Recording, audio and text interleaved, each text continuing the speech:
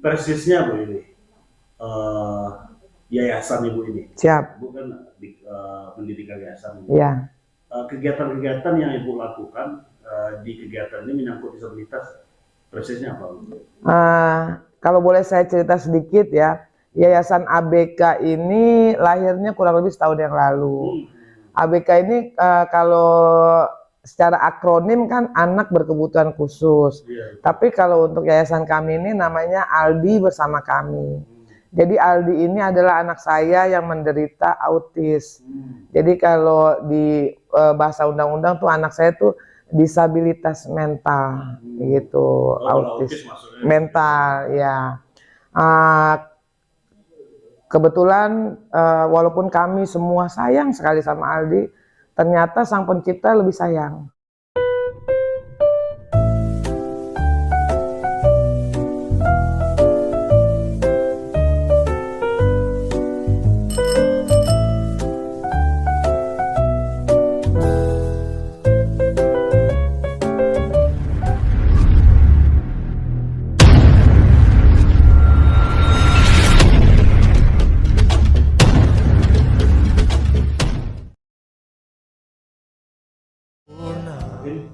Assalamualaikum warahmatullahi wabarakatuh. Sahabat podcast Irizal.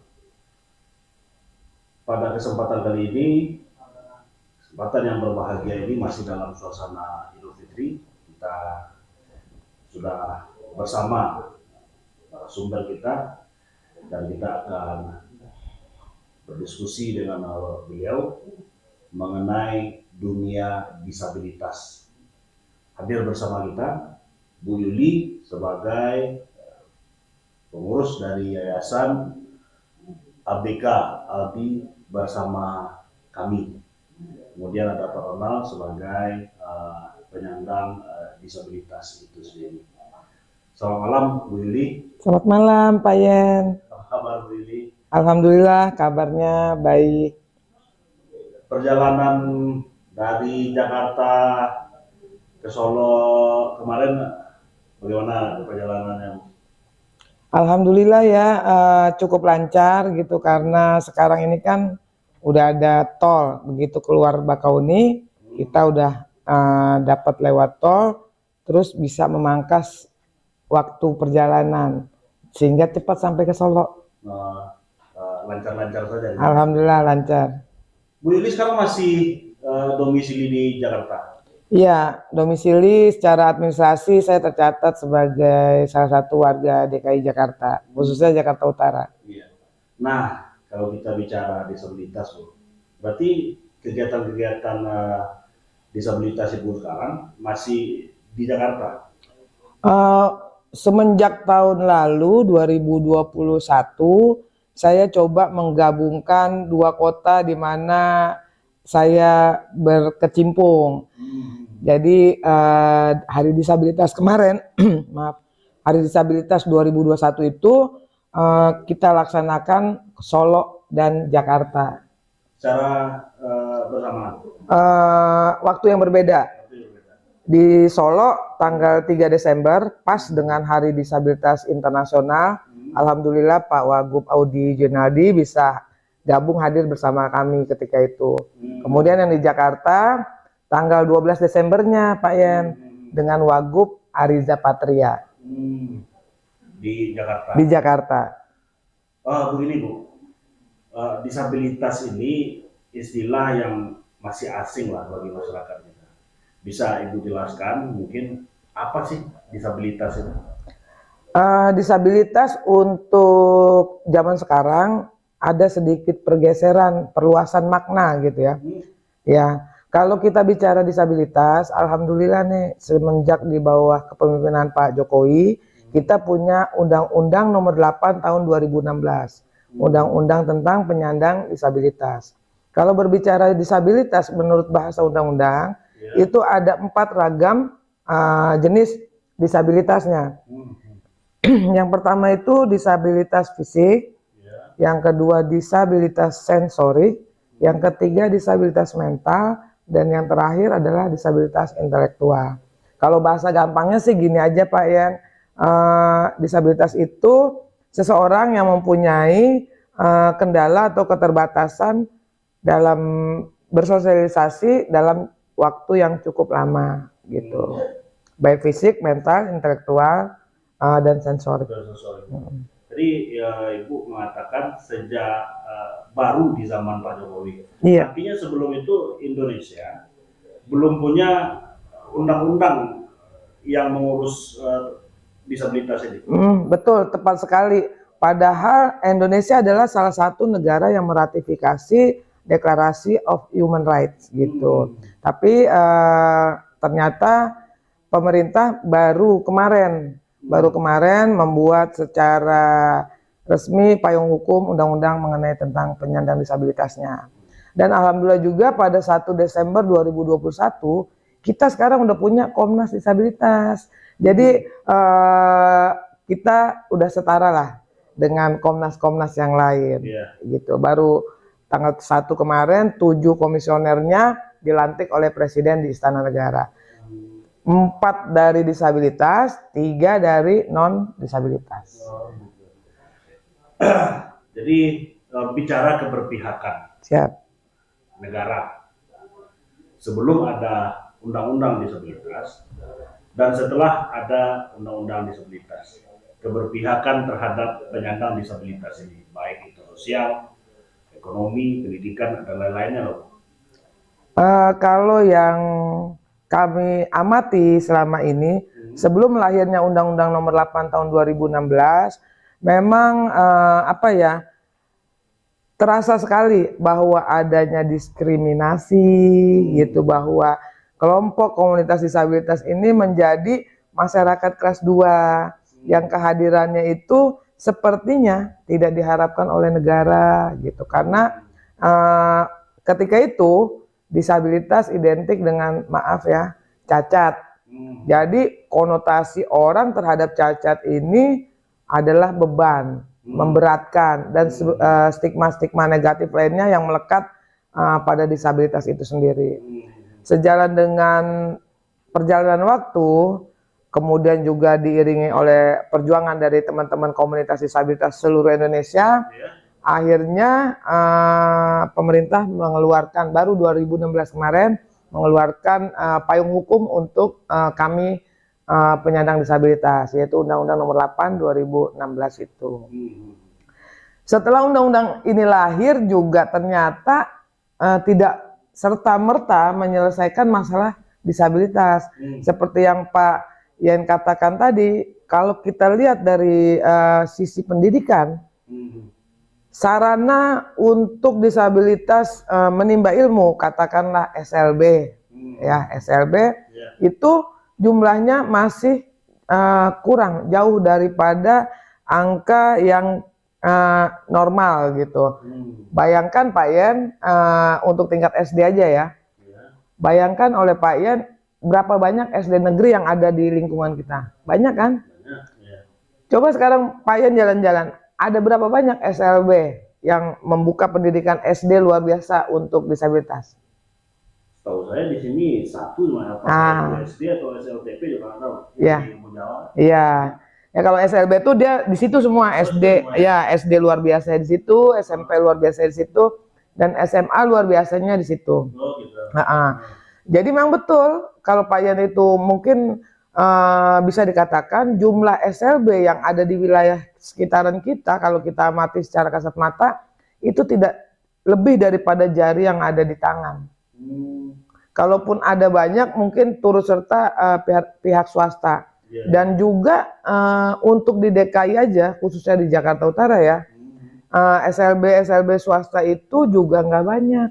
Karena memang masalah disabilitas ini bukan masalah yang seksi, sehingga orang kurang merasa terpanggil untuk menyelenggarakan pendidikan untuk disabilitas. Sekarang katakanlah SLB yang di kampung jauh udah ada nih, ada SD-nya, ada SMP-nya, ada SMA-nya. Setelah seseorang menyelesaikan SMA luar biasa di SLB-nya, kemana mereka akan melanjutkan, misalkan katakanlah yang mau bekerja, lapangan pekerjaan apa yang disediakan untuk disabilitas? Masih minim, nggak ada. Artinya dengan sekolah-sekolah yang ada, belum mematahkan stigma dari sebagian orang yang menyatakan disabilitas itu beban bagi keluarga. Betul, betul. Kendala ini muncul ada yang internal, ada yang eksternal nih Pak Yen. Internal itu sendiri termasuk yang Pak Yen bilang tadi dari keluarga. Keluarga itu ada yang belum sepenuhnya menerima kehadiran anggota keluarganya yang disabilitas. Ada keluarga yang mengatakan itu aib buat keluarga, sehingga anaknya itu didiamkan aja di rumah, nggak boleh bersosialisasi, nggak boleh sekolah, sehingga semua kebutuhan disabilitas itu dipenuhi di rumah, mulai dari belajarnya, bersosialisasinya, sebisa-bisanya orang rumah. Ada yang secara otodidak, ada pula yang memang kalau mempunyai kemampuan di bidang finansial mungkin privat gitu, dia kirim guru privat ke rumah. Itu kendala internal dari keluarga. Kemudian ada lagi dari si disabilitasnya ini. Beberapa kawan disabilitas yang memang tingkat kepasrahannya itu luar biasa, sehingga males nih ngapa-ngapain. Udahlah, mau ngapain juga orang kita, mohon maaf ya,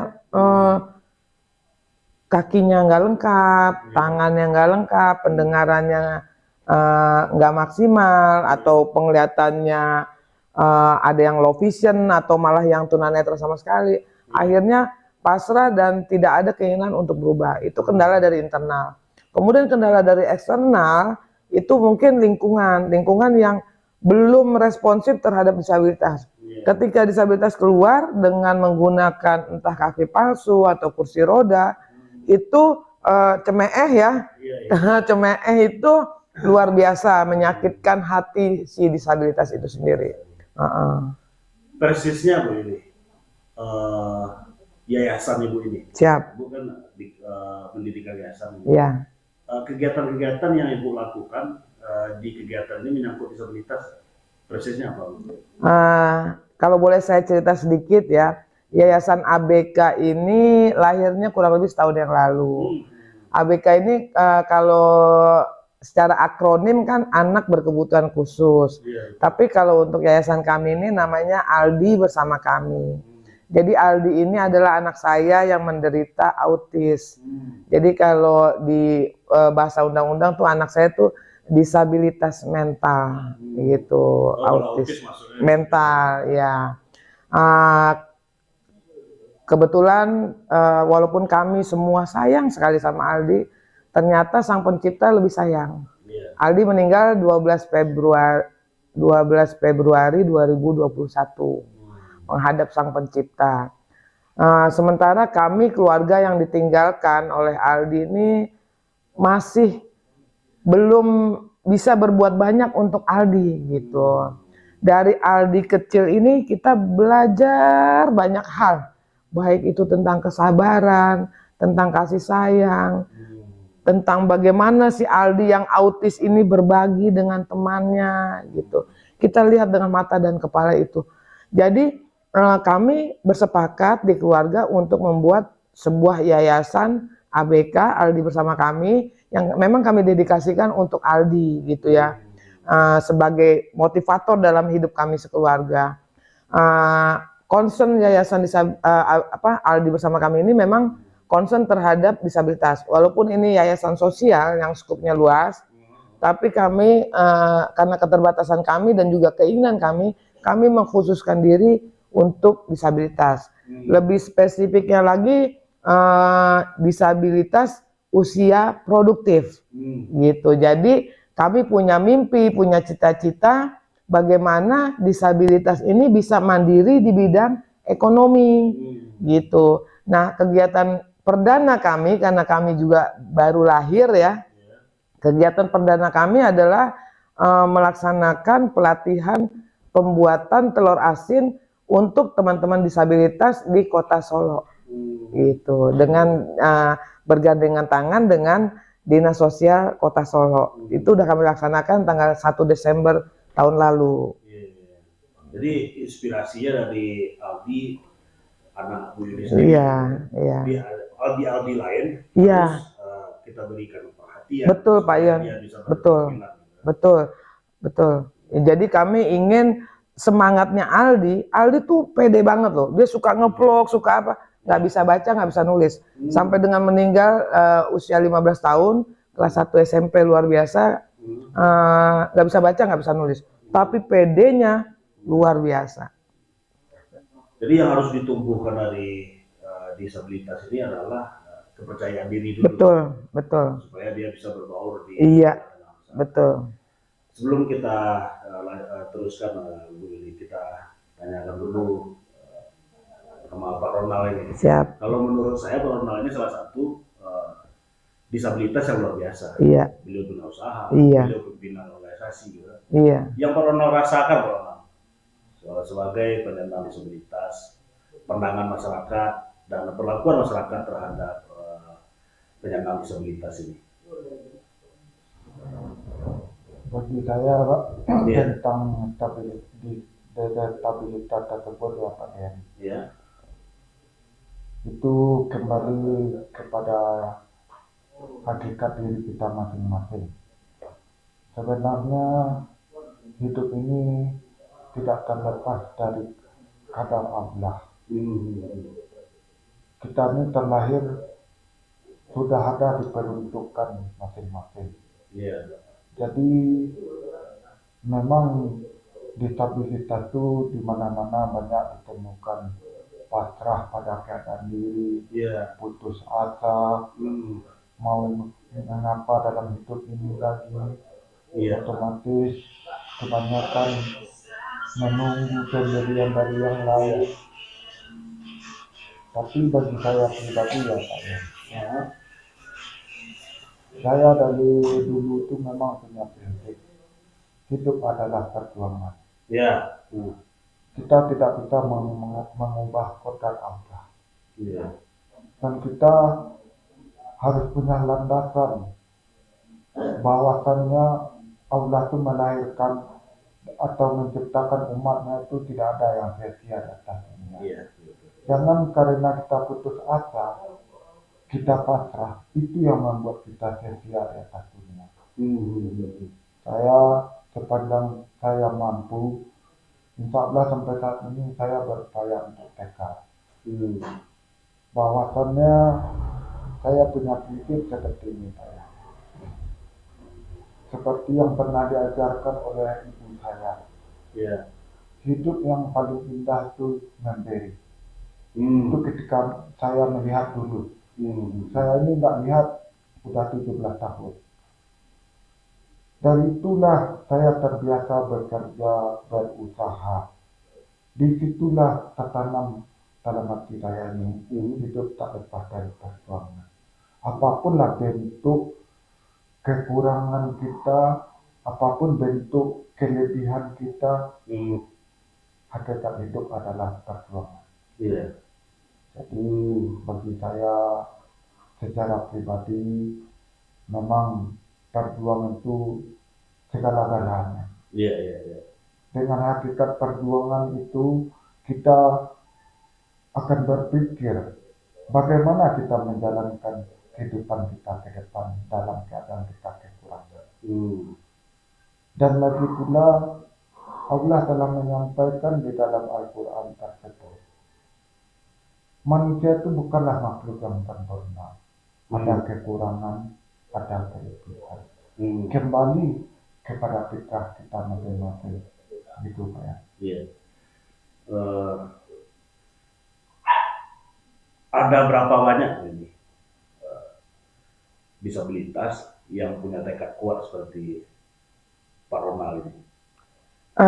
Kalau yang sepanjang kami jalani memang masih sangat minim ya, disabilitas dengan semangat yang seperti Pak Ronald punya, terus kemudian juga keterampilan yang memang memadai gitu. Jadi inilah menjadi tugas kita bersama, baik yang disabilitas maupun yang non disabilitas, untuk bisa membuat barisan bergandengan tangan bahwa betul yang Pak Ronald katakan tadi, tidak ada produk reject dari ciptaan Allah. Semua tuh yang kualitas ekspor lah kalau kita bicara hasil yang atau makhluk-makhluk ciptaan Allah tuh nggak ada yang kekurangan kalau menurut saya. cuman berbeda. Mungkin sekarang kita melihat kasat mata, Pak Ronald tidak bisa melihat, alias tunanetra ya. Tapi saya cuma melihatnya berbeda. Kalau Pak Ronald melihatnya dengan mata hati, kita melihatnya dengan mata yang biasa. Sebenarnya sama-sama punya mata, cuman berbeda aja gitu. Seperti juga disabilitas yang lain, mereka nggak kekurangan, mereka cuma berbeda. Ayo dong kita bangkit gitu loh. Jangan karena kita berbeda terus kita jadi menutup diri, nggak mau ngapa-ngapain gitu. Bisa kita contoh lah Pak Ronald, justru mungkin Pak Ronald kemampuannya bahkan melebihi yang non disabilitas gitu.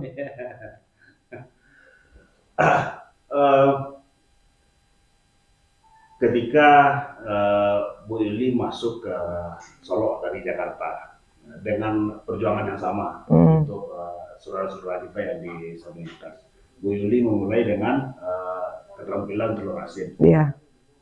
Ketertarikan saudara-saudara kita yang disabilitas ini terhadap yang Bu Yuli tawarkan itu bagaimana? Responnya luar biasa gitu, responnya luar biasa. Ketika kemarin itu kuota peserta dibatasi, cuma 20 orang karena kemampuan Pemko juga terbatas ya. Jadi untuk perdana itu peserta dibatasi 20 orang dari kota Solo. Itu ada yang komplain, kok kenapa cuma sedikit, terus kapan lagi mengadakan pelatihan. Sebenarnya mereka menanti gitu, menanti dan mau untuk melakukan atau mengikuti pelatihan-pelatihan yang diselenggarakan. Dan keinginan mereka untuk tumbuh dan berkembang dengan keterampilan ini cukup tinggi. Iya, cukup tinggi dan mereka jalan sampai sekarang berproduksi. Kalau kalau Pak Ian nanti mungkin siap-siap Lebaran ini bisa lihat teman-teman ada Neci, Bang Firdaus jualan telur asin di Taman Kota setiap Sabtu Minggu. Itu hasil dari pelatihan itu. Karena mereka kan setelah pelatihan dibekali peralatan, terus dibekali bahan baku dan mereka berputar gitu. Berapa hari pelatihannya? Pelatihannya cuma 1 hari. Iya. Mereka dibekali alat-alat. Iya, dikasih kompor, dikasih tabung gas, dikasih telur 2 lapi apa selapi gitu. Terus ember, garam, abu gosok, pokoknya bahan baku dikasih. Jadi yang dua lapi tadi itu berkembang. Iya. Berarti cukup produktif juga mereka ketika diberikan. Iya, alhamdulillah mereka mau gitu. Terus biasanya kan orang kalau habis pelatihan adalah yang alatnya dijual gitu kan, adalah yang alatnya kemana gitu. Memang dari 20 peserta yang ikut pelatihan, karena kan kita home visit nih Pak Yen ke rumahnya. Memang nggak semuanya, nggak 20-20-nya produktif, tapi jadilah untuk perdana gitu 50% per satu udah pada produksi, dan itu dikoordinir sama Neci di rumahnya gitu. Jadi nanti kapan-kapan Pak Yen boleh deh jalan-jalan ke rumah Neci tempat produksi telur asin itu. Nanti kita publikasikan. Iya. Tadi Bu Yuli ada mengatakan ada disabilitas mental, ada sensorik, ada intelektual. Iya. Ini masing-masingnya berbeda ya? Berbeda. Bisa Ibu jelaskan ya? Itu sebenarnya bukan kata saya Pak ya, itu kata undang-undang tuh. Jadi kalau kita itu cuman kesimpulannya aja saya bikin sendiri. Kalau kita baca Undang-Undang Nomor 8 2016, itu kesimpulannya ternyata ada, saya juga termasuk yang yang baru ngeh gitu. Oh ternyata ada 4 jenis ragam disabilitas gitu. Jadi yang kalau dimaksud dengan disabilitas fisik adalah ketidakmampuan seseorang yang terhambat atau terkendala karena kondisi fisiknya yang berbeda dengan kita gitu. Nah, kemudian disabilitas sensorik, contohnya Pak Ronald ini tunanetra dan tuna wicara itu masuk ke sensorik. Kemudian disabilitas mental ini seperti Aldi gitu, autis, ADHD dan sebagainya. Kemudian ada lagi disabilitas intelektual. Jadi ketidakmampuannya untuk berkembang atau berpikir sesuai dengan usianya gitu. Ada contohnya itu kalau nggak salah Down syndrome gitu.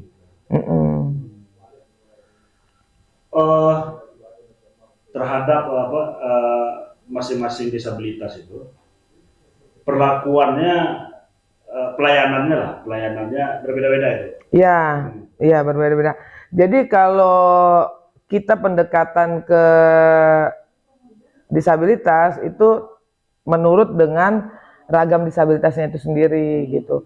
Kalau contohnya disabilitas sensorik dengan Pak Ronald mungkin kita bisa menggunakan aksen atau intonasi suara yang cukup jelas karena Pak Ronald kan mengandalkan telinganya untuk mendengar. Walaupun tidak melihat gestur atau mimik muka kita pada saat kita diskusi seperti ini, tapi mata hatinya Pak Ronald melihat kita gitu. Sehingga bagaimana kita maksimalkan suara kita sehingga bisa didengar dengan baik gitu. Ada yang menarik dari Pak Ronald ini. Kak, ini dari informasi yang kita dapat, Pak Ronald ini bisa mengerjakan atau menyelesaikan kandang ya Pak? Oh iya. Apa caranya Pak bisa menyelesaikan itu? Karena kan itu matematikanya harusnya panjang. Harus main ya. Rata pakunya itu kan. Bagaimana Pak? Kembali kita ya Pak yang berbicara disabilitas tadi. Tadi Bu Yuli menyampaikan secara undang-undang itu disabilitas itu ada 4 kategori. Menurut saya yang selama ini saya rasakan, disabilitas yang paling parah itu adalah disabilitas mental. Apabila mental itu tidak ada untuk bangkit atau putus asa, penyampaian orang tua kita lah samo jo butuh hati lah dalam keluarga. Tapi butuh pencarian ibu masih bisa dirasakan. Jadi berbicara tentang cara bekerja, saya lebih cenderung berpatokan dari gambaran Pasapahana Minang alam takambang menjadi guru. Begini Pak ya, di dalam Pasapahana Minang kita mengenal sebuah filosofis menyampaikan sudah dulu baru karajokan. Kalau orang ini sulit mengerti akan hal tersebut. Karena apa? Nah sudah apa yang dikarajokan. Kalau kita hayati secara mendalam, kita renungkan, otomatis di hati kita ini akan tergambar sebuah konstruksi. Kalau orang bilang nih, kalau di bagian pekerjaan umum itu konsultannya. Ya saya, jadi seperti saya bikin kandang itik 4x20. Kita kan tahu, kalau tonggak depan, tonggak belakang sama tinggi, otomatis airnya di tengah-tengah. Di dalam hati kita ini bisa kita gambarkan seperti apa yang layaknya. Begitu pula saya bikin pentasela dan memperbaiki hadap mantan wakil wali kota Rainer di Gurun Bagan ini Pak ya. Saya rehab habis semua. Telernya? Ya. Dan sekarang saya bekerja di handle saya itu sebagai operatornya. Enggaklah seperti rusa-rusa biasa, saya ada yang perbaikan. Sementara kalau umpama banyak adalah di Kota Solo ini yang besar Pak ya. setelah menggiling mereka dengan mesin elak tersebut untuk membersihkan debu tersebut, mereka pakai kipas. Saya insya Allah, kalau saya nggak pernah pakai kipas, insya Allah bersih sekaligus. Saya pernah lihatkan hasilnya kepada pihak Ketahanan Pangan dan Dinas Pertanian. Itu berangkat dari kemauan dan hati yang terbuka. Makanya saya bilang, disabilitas yang paling parah itu disabilitas mental. Toh buktinya nyata kan, Gus Dur aja jadi presiden. Iya. Nah, itu sosok idola tuh, representasi disabilitas yang sukses. Saya perhatikan dikit-dikit buta mata, fisik kekar, buta seluruhnya. Ketemu kata orang tua kita kan, kalaulah butuh hati, lah kalam kedua Allah. Berarti ya betul yang dikatakan Bu Yuli tadi. Penglihatannya secara fisik, tapi hatinya tetap kerja. Iya. Kemudian Bu Yuli, selama Ibu menjalankan kegiatan Ibu ini kan perlu perhatian, perlu support untuk menjalankan kegiatan, apakah itu pembinaan, pelatihan. Tentu yayasan butuh dukungan. Iya, betul. Dukungan yang paling pas dan paling kuat untuk anggaran tentu pada pemerintah. Iya. Bagaimana pemerintah melihat kegiatan aksi sosial yang Ibu lakukan ini? Begini Pak Yan, awalnya saya membawa isu disabilitas datang ke sini itu banyak beberapa, katakanlah masyarakat, dalam hal ini pejabat gitu ya, yang ada di Kota Solo masih belum ngeh gitu. Apaan sih disabilitas, makhluk apaan gitu, makhluk apa makanan. Tapi alhamdulillah setelah diskusi, setelah sharing, akhirnya baru tahu gitu, oh ternyata disabilitas itu ada loh, dan mereka itu setara gitu, sederajat, dan mereka juga kalau dibina benar-benar, dikasih peluang, dikasih kesempatan, bisa menghasilkan sesuatu yang sama dengan teman-teman yang non disabilitas. Bahkan untuk kerajinan-kerajinan tertentu yang memiliki tingkat ketelitian yang tinggi, saya yakin hasil disabilitas jauh lebih baik daripada yang non disabilitas gitu. Contoh membuat kaligrafi dari kulit telur. Nanti Pak Yan bisa saya kasih lihat hasilnya. Itu kan kecil-kecil banget, dan pakai pinset yang buat kayak buat betulin jam tuh, kecil sekali. Dan hasilnya luar biasa bagus gitu. Untuk kita mungkin belum tentu bisa sebaik itu. Nah, awalnya itu dari tanda tanya tentang disabilitas itu apaan, akhirnya pihak saya kan berkolaborasi ya dengan pemerintah kota, dalam hal ini dengan wali kota, dengan dinas sosial, DPRD Kota Solo. Akhirnya alhamdulillah kemarin tuh pada mendukung semua gitu, dan kita bisa menyelenggarakan pelatihan. Indikatornya ya, bisa melaksanakan pelatihan wirausaha untuk disabilitas, dan pelaksanaan perayaan Hari Disabilitas untuk pertama kalinya di Kota Solo. Gitu. Pertama kali setelah 51 tahun Kota Solo ini berdiri, baru kemarin di 2021 kita merayakan Hari Disabilitas. Lebarannya disabilitas itu di 3 Desember. Oh, 3 Desember. Ibu kan juga menjalankan kegiatan Ibu di Jakarta. Betul. Artinya di situ kan sudah mendapat perhatian dari pemerintah. Iya. Nah, persisnya perhatian dari pemerintah ketika Ibu di Jakarta itu seperti apa? Memang saya mengadopsi beberapa yang saya tahu, yang saya dapatkan dari Jakarta, saya bawa ke kampung halaman nih. Nah, saya copy paste lah, saya kopas gitu, mana-mana yang mungkin saya terapkan di Solo ini.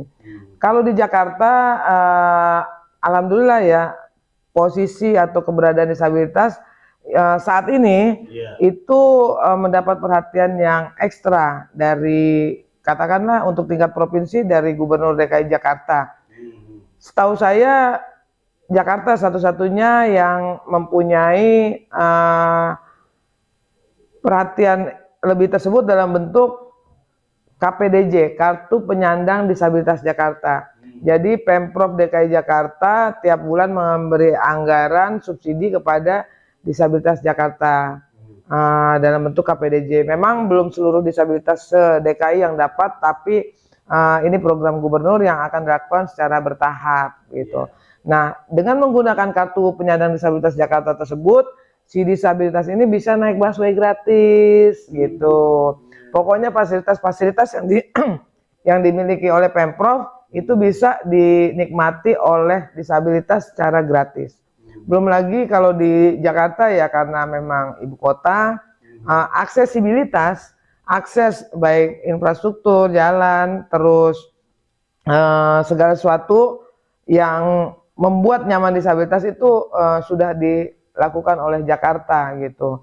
Kita bisa lihat dari gedung-gedung pemerintahan, baik gedung balai kota, wali kota, itu semuanya aksesibilitas bagus buat disabilitas. Nah, yang menarik lagi kemarin ABK tanggal 19 April 2022 bekerja sama dengan pemerintah kota Jakarta Utara dan Basnas Bazis Jakarta Utara melakukan peletakan batu pertama rumah Quran disabilitas, dan insya Allah itu akan menjadi proyek percontohan untuk di Jakarta Utara karena baru akan dibangun satu katakanlah pondok seperti pondok tahfiz ya. Jadi Pak Wali Kota Jakarta Utara cukup responsif. Beliau mengakomodir gitu, memberikan tempat sarana disabilitas untuk belajar Al-Quran. Gitu. Nah, mungkin nanti pengalaman ini juga bisa diadopsi atau diterapkan di kota Solo ini yang terkenal dengan julukan Serambi Madinah. Paling enggak nanti kita bisa kasih pilot project apa nih program keagamaan yang menjadi unggulannya kota Solo. Gitu. Jadi sebagai aktivis sosial yang sudah melaksanakan kegiatan sosial ya, khususnya tentang disabilitas ini di Jakarta, harapan Ibu program-program yang ada di Jakarta minimal kalau udah kasado jadi iya setengah lah. Iya boleh lah seperempat. Itu harapan minimal. Iya. Perangkatnya sumber daya manusia ketika kita menawarkan misalnya keterampilan, kita menawarkan baca tulis Al-Quran gitu kan. Yayasan sudah punya SDM-nya enggak untuk melakukan pengajaran, pembimbingan dan pelatihan kepada anak-anak disabilitas ini? Kalau bicara yayasan, ini karena yayasan milik keluarga, pengurus yayasannya maksudnya itu yang pengetahuan tentang disabilitasnya itu semua, seluruh pengurus ada 9, semua belajarnya ke Aldi. Ketika Aldi masih hidup, jadi Aldi ini mentornya kita nih, kita yang selama ini nggak tahu, ada yang mohon maaf sulit sekali dibayangkan bagaimana seorang yang bisu tuli bisa menari mengikuti irama musik dan pas, padahal dia nggak mendengar. Ketika musik mulai, dia mulai nari, ketika musik habis dia berhenti. Itu semua kita belajar dari Aldi. Demikian juga dengan yang Hafiz ya, maupun Hafizo yang penghafal Quran, itu semua kawan-kawannya Aldi. Karena kita udah terbiasa bergaul, walaupun awalnya secara otodidak. Kami sekeluarga nggak ada yang punya pengetahuan tentang disabilitas. Tapi karena adanya Aldi, mau nggak mau kita cari tahu nih. Entah kita googling sendiri, entah kita ikut pelatihan untuk menjadi pendamping disabilitas. Pelatihan-pelatihan semacam itu banyak sekali di Jakarta. Dan kita ikut gitu. Nah, dalam tataran pelaksanaan atau implementasi, yayasan bekerja sama dengan dinas-dinas terkait. Gitu. Jadi kalau contohnya di Jakarta RKD ya, Rumah Quran Disabilitas, kita kerjasamanya dengan Basnas Bazis Jakarta Utara yang memang mempunyai spesifikasi atau kemampuan di situ gitu. Nah kemudian kayak pelatihan telur asin di Kota Solo, kita kerjasama kolaborasi dengan dinas sosial gitu yang memang mempunyai kapasitas di situ. Kalau dari pengurus yayasannya aja sih mengandalkan cuma dari kita itu kayaknya belum mumpuni lah, masih harus belajar banyak gitu. Tadi di Jakarta Utara Iya. didirikan satu rumah tahfiz. Iya. Ini kerjasama yayasan dengan pemerintah kota. Dengan pemerintah kota. Iya. Artinya lahannya punya yayasan? Bukan juga. Kerjasama seperti apa? Lahan ini punya pribadi. Punya pribadi yang menjadi salah satu pengurus yayasan. Jadi kebetulan sebut sajalah ya, tanpa bermaksud ria. Adik saya Upi, yang bajunya saya pakai nih. Adik saya itu punya rumah di Jakarta, lumayan besar gitu. Jadi karena sekarang sehari-hari si Upi ini domisili dan berkegiatannya di Kota Solo, maka beliau mewakafkan sebagian rumahnya ke Basnas, ke Bajis, untuk dibangun dan dipergunakan untuk kegiatan rumah Quran disabilitas. Nah, Bajis Jakarta Utara tidak bisa tuh langsung menerima terus bikin gitu. Konsultasi dan koordinasi dengan Bapak Wali Kota Jakarta Utara. Nah, alhamdulillahnya Pak Wali responnya luar biasa, gitu, luar biasa, siap membackup pembangunan rumah Quran disabilitas, gitu. Jadi kalau Jakarta itu kan slogannya Jakarta Kota Kolaborasi. Jadi ada unsur masyarakatnya, ada unsur pemerintahnya, gitu. Operasionalnya nanti tanggung jawab pemerintah. Iya, betul. Ketika sudah berjalan. Iya, betul. Ini kalau berarti dengan Basnas tadi ya? Iya. Di kita kan juga ada Basnas. Kalau ada masyarakat nanti misalnya setelah menonton mungkin ada terbersit ingin melihat perjalanan yayasan ini. Kalau orang kita saja bisa mewakafkan tanahnya di Jakarta, untuk kebutuhan penghafal Quran yang disabilitas, masa kita yang di kampung nggak ada? Bersih hatinya nanti dan disupport oleh Basnas. Mungkin ada operasionalnya juga nanti dibiayai oleh Basnas seperti yang Ibu jalankan di Jakarta itu. Ini salah satu harapan Ibu kepada pemerintah kota kita, copy paste apa yang dilakukan oleh Wali Kota Jakarta Utara. Iya, betul. Karena dermawan juga banyak sini kan. Jadi salah satunya nanti bisa Bu Yuni juga gitu kan. Sekarang begini Pak Yan. Saya dapat informasi ya atau pernah diskusi gitu bahwa se-Sumatera Barat jumlah masjid yang paling banyak itu Kota Solo, dan masjidnya bagus-bagus. Coba kita hitung ulang dari sekian banyak masjid tersebut dan bagus-bagus, berapa masjid yang ramah terhadap disabilitas. Ramah itu maksudnya akses jalan menuju masjidnya memang bisa dilewati oleh disabilitas, tempat wudhunya, kemudian tempat sholatnya, gitu. Kemudian kalau kita mau mengaji, ada berapa masjid di Kota Solo ini yang punya Al-Quran Braille? Mungkin kita bisa introspeksi ke situ, gitu. Sebaiknya daripada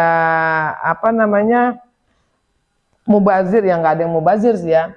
Alangkah indahnya ketika pemerintah Kota Solo juga mempunyai satu masjid yang memang bisa menampung 4 ragam disabilitas ini, gitu. Jadi kalau mau beribadah nggak susah-susah, gitu.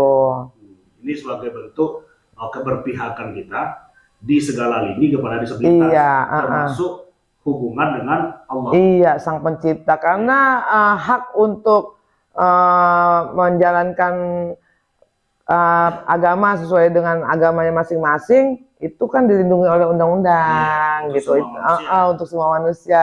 Jadi karena saya Muslim juga, saya juga berharapnya begitu gitu ke pemerintah Kota Solo. Mungkin next ke depan bisa dipikirkan bagaimana bisa membuat atau merenovasi lah masjid yang sudah ada, salah satunya gitu ya, yang memang dikhususkan untuk disabilitas gitu. Sudah ada pembicaraan dengan apa? Belum sih. Belum. Kemarin baru yang Kulo Nuwun, baru permisi, baru assalamualaikum gitu. Tapi kita yakin lah Iya. slogan Serambi Madinah. Pihak Basnas tertarik karena hal ini. Amin. Nanti saya boleh liatin MOU saya dengan Basnas Jakarta Utara segala macam sebagai bahan rujukan. Iya. Kembali kita ke Pak Ronald. Harapan Bapak terhadap mungkin harapan Bapak terhadap sesama penyandang disabilitas, terhadap pihak pemerintahnya juga, kepada kaum disabilitas itu sendiri. Terima kasih ya Pak Yan. Ya. Memang dari awal memang ada dua harapan saya terhadap penyandang disabilitas dan terhadap pemerintah. Terhadap penyandang disabilitas, saya berharap mari kita bangkit dari kekurangan kita. Apa yang bisa kita perbuat untuk mengisi kegiatan hidup kita ini yang bermanfaat. Tapi semuanya kan nggak sama kan. Iya. Punya perbedaan masing-masing. Jadi di dalam perbedaan itu saya sangat berharap kepada pihak pemerintah Kota Solo ke depan agar benar-benar memperhatikan disabilitas. Amin. Mereka ini kan termasuk masyarakat atau rakyat Indonesia. Iya. Bagaimana pasal 27 Undang-Undang Dasar 45 menyampaikan, fakir miskin, orang cacat, anak terlantar dipelihara oleh negara. Mereka ini dipelihara berdasarkan undang-undang tersebut. Selama ini, maaf ya Pak Yan, seperti pihak dinas sosial lebih cenderung bantuan PKH dari kementerian, sementara orang punya mobil di depan rumahnya dapat pula PKH. Orang yang penyandang disabilitas ini dapat apa? Ini yang perlu kita titipkan ke pemerintah Solo ini, Pak Yan. Dapat apa tahu Pak Yan? Atau Bu Yuli? Iya. Setiap ada pembagian bulanan seperti 3 bulan ada bantuan daerah ini. Kadang yang punya emas bondong-bondong ke kantor pos jemput bantuan tunai. Yang penyandang disabilitas ini di Kota Solo ini dapat apa pula? Apakah mereka ini bukan masyarakat Kota Solo? Iya. Apakah mereka ini bukan rakyat Indonesia? Iya. Jadi harapan saya kepada pemerintah ini, utamakanlah yang utama. Bagi saya PKH itu bukan yang utama. Yang utama itu memang berdasarkan apa yang disampaikan Bu Yuli tersebut. Penyandang disabilitas ini adalah orang yang kekurangan. Bagaimana pemerintah dengan kepedulian pemerintah tersebut bisa menutup kekurangan disabilitas tersebut? Otomatis mereka mungkin ada niat mereka untuk bangkit setara dengan yang normal lainnya. Ini udah mereka kekurangan, pemerintah pun nggak perhatian. Cuek. Itu benar apa yang disampaikan Bu Lili tersebut. Dikit-dikit maaf ya Pak Yen, kalau program apa saja untuk sosial di Kota Solo ini bilang kementerian APBD ini untuk apa? Hah? Apakah DPRD dan pemerintah mengalokasikan anggaran untuk disabilitas melanggar aturan? Iya. Melanggar aturan? Nanti kita Kapan tanyakan. pernah mereka masuk? Kapan? Iya. Bagi saya ya Pak ya, pembangunan manusia itu sangat besar manfaatnya untuk sebuah kemajuan negeri. Iya. Iya. Betul. Karena Itu yang saya pembangunan bilang, kapan pihak lembaga tersebut membahas tentang disabilitas, apa mereka tidak termasuk poin undang-undang dasar? Iya. Iya, karena pembangunan fisik ini ketika ada bencana alam, gempa, banjir apa segala macam, dihantam habis. Iya. Berapa rupiah yang sudah Investasi kita ya. diinvestasikan untuk pembangunan fisik. Tapi kalau manusianya yang kita SDM. ketika mereka meninggal pun ini akan tetap meninggalkan hal-hal yang baik. Karena manusia saling berbagi. Saya sepakat. Yang sepakat saya dengan Pak Ronald, Bu Lili sepakat pembangunan manusia itu jauh lebih penting daripada infrastruktur. Artinya ada pekerjaan rumah dari Pak Ronald, Bu Lili sebagai aktivis di disabilitas ini. Bagaimana melalui Bu Yuli mungkin bisa meyakinkan pemerintah untuk memberikan pelayanan dan memberikan perhatian khusus kepada penyandang disabilitas. Ada rencana ke arah situ? Iya, Pak Yan. Alhamdulillah nih setelah ketemu Pak Ronald, ketemu Pak Yan, jadi saya punya semangat lebih untuk eksis di Solo ini gitu. Iya. Saya berharap semangat Pak Ronald ini bisa juga ditularkan ke teman-teman disabilitas lainnya yang ada di Kota Solo. Bayangkan kalau ada Ronald lain, agak-agak balimo lah kita, itu mungkin suara kita akan didengar gitu. Saya pikir sih pemerintah bukannya tidak peduli ya, mungkin mereka belum ngeh seperti ketika awal saya datang ke sini gitu. Jadi kalau bicara mengenai program, mungkin karena jumlah kita di sini disabilitas Kota Solo ini juga kan nggak terlampau banyak kalau dibandingkan dengan di Jakarta. Yang pertama jumlah kurang. Terus yang kedua komunitas disabilitas yang memperjuangkan haknya itu juga masih minim di sini. Sehingga mungkin pemerintah kota saat ini tidak memprioritaskan disabilitas menjadi program unggulannya Kota Solo. Ini mungkin. Tapi nanti besok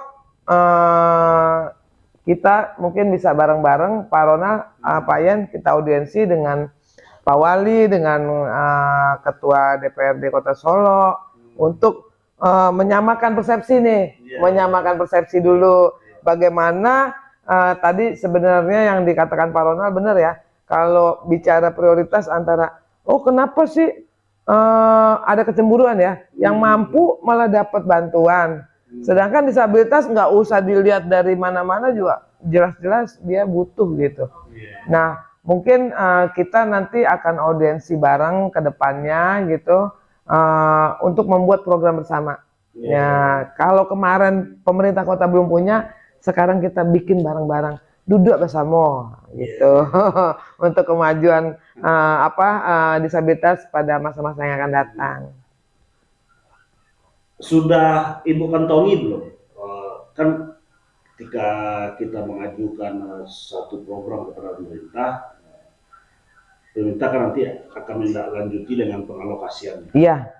Tentu kita dalam permohonan tersebut, dalam pengajuan tersebut sudah ada hitung-hitungannya. Iya. Penyandang disabilitas di Kota Solo ini ada berapa? Iya. Sudah ada di buku yayasan itu? Ada. Jadi kemarin kita sudah silaturahmi ke dinas sosial, responnya juga cukup baik gitu ya. Kalau yang tercatat resmi saat ini di dinas sosial itu sekitar 217-an orang disabilitas. Tapi kami yakin jumlah ini jauh lebih banyak daripada yang tercatat. Karena jumlah atau data disabilitasnya seperti fenomena gunung es. Nah, yang nggak tercatat pasti lebih banyak. Karena tadi yang seperti saya katakan, ada yang keluarganya nggak mau membuka diri, mungkin ketika petugas pencatat datang, oh nggak ada yang disabilitas, jadi nggak terdata gitu kan. Jadi jumlah yang didapat saat ini saya kira jumlahnya itu pasti lebih banyak kalau kita memang home visit door to door, satu rumah ke rumah yang lainnya. Cuman petugasnya kan terbatas. Kendalanya di situ lagi. Petugas yang ditunjuk oleh Kemensos yang menjadi pendamping disabilitas tuh kalau nggak salah sekota Solo ini satu gitu yang dapat SK dari Kemensos. Bagaimana? Iya. Bagaimana dia bisa bekerja untuk melayani, memberikan penghormatan, pemenuhan hak disabilitas, sementara jumlah tenaganya kurang. Melihat fasilitas publik yang ada di kota ini, sudah ada beberapa fasilitas publik yang ramah disabilitas. Pak Ian nih pertanyaannya, pertanyaannya sulit nih. Dari awal tadi kita ngobrol-ngobrol, ini pertanyaan tersulit gitu. Mau dijawab takut nggak enak, nggak dijawab ditanya gitu kan. Jadi kalau bicara fasilitas publik, sepertinya kalau saya boleh memberikan saran, Solo masih harus banyak berbenah. Gitu, masih harus banyak berbenah. Mungkin bisa ke Jakarta Utara, ke tempat saya, sehingga bisa melihat yang aksesibilitasnya baik untuk disabilitas, yang tidak menyulitkan gitu kan, yang tidak membuat disabilitas itu jadi bingung dan untuk memasuki katakanlah kantor instansi ya. Misalkan kalau mau ke PTSP itu akses jalan menuju ke sananya memang bisa dilalui oleh disabilitas gitu. Atau misalkan kalau mau beribadahnya masjid yang ramah disabilitas, atau sekolah. Kalau SLB mah udah pasti lah, udah pasti aksesnya bagus. Kan ada juga anak-anak disabilitas, khususnya yang fisik ya, sekolah di tempat umum. Iya, ada. Nah, yang sekolah di SDLB ini kita tahu dan seperti autis. Iya. Dan yang banyak yang mental lah, yang mental ke SDLB. Tapi kalau yang fisik banyak ke sekolah. Kemana aja ya? Ketika fasilitas untuk mereka tidak memadai, tujuan pembelajarannya menurut kacamata aktivis ini, bagaimana itu? Itu yang saya rasakan. Jadi anak saya Aldi dulu itu bersekolah di SD negeri inklusi. Inklusi itu kan memang program pemerintah ya, bahwa di setiap tahun ajaran baru SD negeri ini harus menampung atau menerima minimal 2 orang siswa disabilitas setiap tahun ajaran barunya untuk mengcover kekurangan SLB gitu. Jadi boleh lewat jalur khusus, lewat jalur inklusi namanya gitu. Nah, untuk di sekolahan yang memang aksesibilitasnya bagus buat disabilitas sih nggak masalah gitu ya. Tapi ini akan menjadi masalah ketika hal-hal tersebut tidak terpenuhi. Contoh yang paling gampang, guru. Gurunya itu kan satu kelas satu. Katakanlah satu kelas itu murid yang non disabilitasnya ada 30, ketambahan 2 murid disabilitas 32. Apakah si guru ini mampu memberikan pembelajaran terhadap 2 siswanya yang berbeda ini? Ketika perhatiannya fokus aja sama murid yang non disabilitas, yang 2 ini terabaikan, itu kelas menjadi penjara, menjadi neraka bagi si disabilitas itu. Itu pernah dirasakan oleh anak saya seperti itu. Anak saya kan juga bersekolah di SD negeri gitu ya. Campur. Maksud saya sih tadinya biar anak saya itu bersosialisasi dengan teman-temannya yang non disabilitas. Ternyata hal ini membuat dia tidak nyaman. Sehingga saya langsung di tahun ajaran berikutnya saya banting setir, saya masuk SLB gitu. Menurut data Ibu nih, sebagai aktivis, bullying masih banyak nggak terhadap saudara-saudara kita ini? Masih banyak. Jangan kata, saya nggak tahu ya kalau di Kota Solo kan saya belum pernah melakukan survei gitu ya. Tapi untuk di Jakarta aja itu masih kental dirasakan, terutama oleh peserta didik yang disabilitas ketika dia bersekolah di sekolah inklusi. Tahu nggak Pak Yan? Ketika kelas 1 anak saya kan ikut nganter nih, namanya baru sekolah ya kan. Anaknya masuk kelas, mamanya ngerumpi nih, mamanya ngerumpi gitu kan sambil nunggu anak kita pulang sekolah. Pertanyaan yang menyakitkan dari para orang tua yang nunggu anaknya sekolah, yang teman satu kelas anak saya itu, pertanyaannya itu aja yang dikunyah-kunyah. Bu Yuli, kenapa sih si Aldi begitu? Kok dia nggak mau diem ya? Kok dia mondar-mandir mulu ya kayak gosokan? Sekali kita jawab, 2 kali kita jawab, udah mulai agak naik tensi kita nih. Saya juga nggak tahu Bu, Ibu WA aja ke sang penciptanya. Saya nggak pernah minta anak saya seperti itu. Ya, itu udah mulai naik tensi. Begitu besok dia masih aja nanya begitu. Akhirnya karena saya manusia biasa ya punya batasan emosi. Akhirnya saya bilang begini, mudah-mudahan nanti kalau kamu hamil lagi, anak kamu disabilitas kayak anak saya ya. Jadi kamu nggak perlu menanyakan pertanyaan yang sama itu sampai 16 kali ke saya. Saking udah tensi udah tinggi itu. Itu terhadap saya aja mereka melakukan bullying. Ngebully saya kan. Gitu. Apalagi sama anak saya. Anak saya itu pakai kacamatanya tebel. Terus nggak mau diam, jalan hilir mudik gitu. Dia ngeliatinnya dari ujung rambut sampai ujung kaki, ujung rambut, ujung kaki.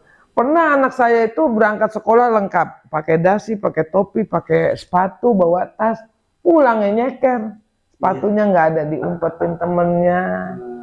Aduh, masya Allah, betul-betul ujian kesabaran. Saya banyak belajar sabar ketika nganterin Aldi sekolah di sekolahan yang gabung dengan anak normal.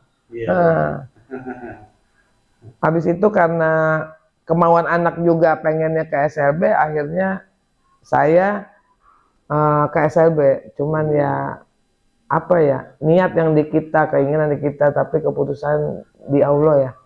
Anak saya masuk SMP luar biasa di Marunda, terus kena COVID, ya kan, kita COVID lama kemarin, nggak belajar tatap muka, belajarnya pakai HP, PJJ.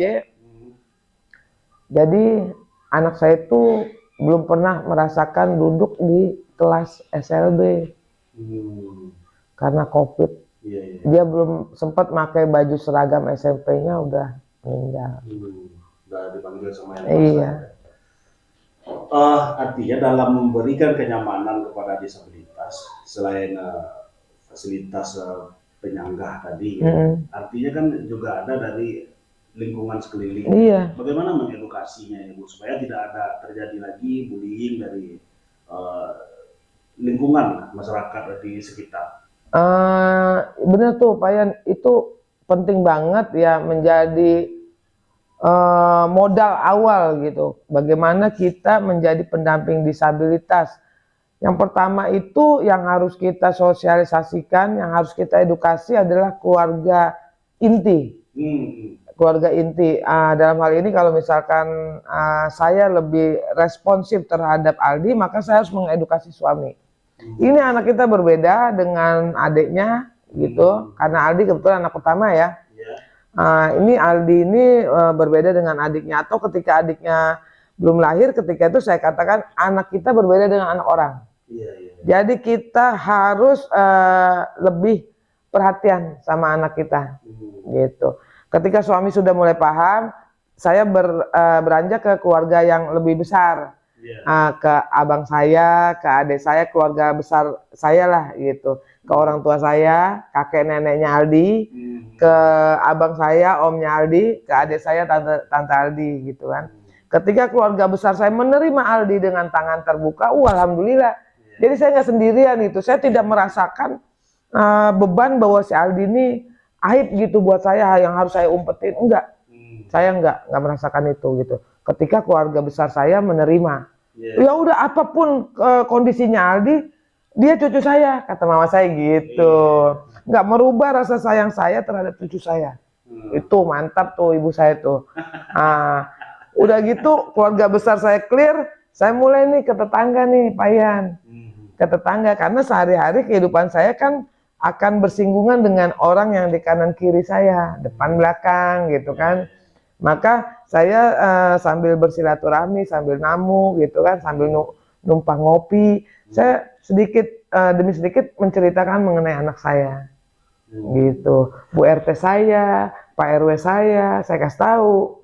Aldi ini antik loh. Dia walaupun begini tapi dia punya kemampuan begitu. Gitu. Jadi saya mulai cerita ke lingkungan di sekitar saya. Kemudian saya melebarkan sayap, yaitu ke sekolahannya Aldi gitu ya. Kalau kepala sekolah dan gurunya udah tahu Aldi berbeda karena dari awal masuk daftar sekolah kan juga berbeda gitu. Nah, saya sosialisasi sama ibu-ibu yang ngerumpi. Ya itulah kadang-kadang tensi kepancing, suka jawabnya ketus-ketus gitu. Tapi kalau saya lagi lempeng mah saya jawabnya benar. Saya jawabnya benar karena saya ingin mengedukasi gitu. Semakin banyak orang yang tahu tentang disabilitas, maka mereka juga akan semakin bisa menerima. Oh iya, anak si Yuli begitu ya gitu. Untung deh anak kita enggak. Kamu mensyukuri aja kalau anak kamu tidak seperti anak aku. Tapi bukan berarti kamu boleh menghina anak aku. Karena ayam aja marah kalau anaknya diganggu. Apalagi saya bilang begitu. Ya lama-lama akhirnya mereka entah, ya saya sih berharapnya dari kesadaran diri sendiri ya, akhirnya mereka menerima gitu, menerima kondisi anak saya. Kemudian setelah mereka menerima, saya suruh anak saya bawa temennya ke rumah. Jadi kawan-kawannya Aldi base campnya di rumah gitu. Nah, semakin banyak tetangga saya melihat, oh ternyata disabilitas bukan seperti Aldi doang. Ada lu temennya yang nggak ada tangannya tapi suaranya bagus banget, bagus sekali. Terus ada tuh Mas Sabar Gorki, dia tuh kaki satu tapi dia udah naik ke Mount Everest. Bayangkan Pak Yan, Pak Yan kaki dua udah pernah ke Mount Everest belum? Lihat aja Bu. Udah bisa manjat Monas, kaki satu. Tuh. Jadi saya dengan mengundang teman-temannya Aldi tuh secara tidak langsung mengkampanyekan, gitu. Walaupun mereka berbeda kakinya satu, tapi manjat Monas bisa dalam hitungan menit. Gitu. Sudah ada rencana Ibu ingin menetap di Solo ini?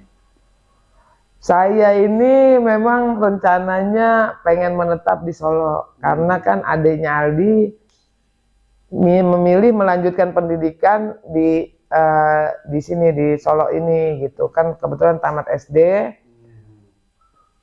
Requestnya pengen masuk pondok pesantren di Solo Mak. Mungkin karena masih kecil ya, Rara itu masih 11 tahun, dia masih suka keinget-inget Aldi gitu kalau di Jakarta. Jadi pengen di sini aja. Sekalian juga jagain kakeknya, bapak saya kan juga udah sepuh, 89 tahun, pengennya juga ditungguin cucunya. Jadi memang rencana mau menetap di Solo Pak Yan. Berarti nanti apa namanya? Misalkan ada ketertarikan nih, mungkin di organisasi atau di RT gitu kan, dikumpulkanlah disabilitas di tempat mereka gitu. Berarti kalau Bu Yuli sudah menetap di Solo, artinya kita kan tinggal menghubungi Bu Yuli. Oh boleh, dengan senang hati Pak Yan. Ini ada beberapa disabilitas. Iya, mau deh. Saya itu kalau adik saya mungkin secara finansial lebih mapan ya, sehingga dia mewakafkan rumahnya untuk disabilitas. Kalau saya mewakafkan waktu saya untuk disabilitas. Gitu. Jadi kapanpun, iya, betul. Artinya sahabat podcast kalian, pembicaraan kita pada malam hari ini adalah dalam rangka memberikan sentuhan kepada disabilitas, karena Allah SWT tidak pernah memandang bentuk dan fisiknya, karena dipandang oleh Allah SWT adalah ilmu dan ketakwaannya. Inilah yang diwujudkan oleh Bu Yuli sebagai aktivis di dunia disabilitas ini, supaya ada kepercayaan diri dari penyandang-penyandang disabilitas bahwa mereka mampu dan bisa seperti orang-orang kebanyakan. Betul. Pernyataan terakhir dari Bu Yuli dan Pak Ronald. Dari Pak Ronald. Terima kasih ya Pak Yan. Iya. Perlu saya luruskan kembali apa yang disampaikan oleh Bu Yuli tadi. Iya. Bu Yuli menyampaikan penyandang disabilitas di Kota Solo 217. Itu angka apa ya? Itu masih meraba-raba ya, Iya. prediksi itu. Kalau menurut saya, mau 100 orang, kembali kita kepada falsafah undang-undang kita. Ya. Nggak ada istilah prioritas. Mereka tuh punya hak. Iya, iya. Itu yang saya minta kepada pemerintah itu untuk peduli ke depan. Iya. Mau 50 orang tuh mereka punya hak. Iya. Itu udah banyak bagi saya. Iya. Nah, Jadi berapapun jumlahnya, keberpihakan kepada disabilitas ini lebih penting. kita tahu kan Pak ya, Ya. Declaration of Human Rights yang dicetuskan oleh Perdana Menteri Inggris dan Presiden Amerika Serikat tentang hak asasi manusia. Apakah orang yang cacat itu tidak punya hak untuk hidup? Apa tugas pemerintah terhadap mereka? Kalau tidak mengayomi dan melindungi mereka. Jadi saya kembali dengan pernyataan saya, ya Pak ya. Saya menolak apa yang disampaikan Bu Yuli tadi. Mau 10 orang, mereka tuh punya hak sesuai undang-undang pasal 27. Jadi yang saya minta kepada pemerintah Kota Solo ke depan, pedulikanlah mereka. Mudah-mudahan dengan kepedulian pemerintah terhadap mereka itu merupakan sebuah pembangunan mental manusia yang membawa mereka bangkit ke dunia hidup mereka masing-masing. Nah, itu harapan saya. Ya, terima kasih Ronald. Ya, sudah mewakili suara kawan-kawan disabilitas. Artinya bertambah lagi PM ini. Ini berapapun jumlahnya tidak boleh diprioritaskan. Iya. Bagaimana pernyataan terakhir Bu Yuli tentang disabilitas ini, mungkin harapan kepada seluruh pihak? Iya. Mungkin sebagai closing statement ya, pada kesempatan kali ini saya mengajak kepada seluruh disabilitas se-Indonesia, wabil khusus yang ada di Kota Solo, mari kita bangkit bergandengan tangan untuk melakukan kerja-kerja nyata. Kita tunjukkan kepada dunia bahwa kita bisa, gitu, walaupun kita berbeda. Mungkin itu aja Pak ya.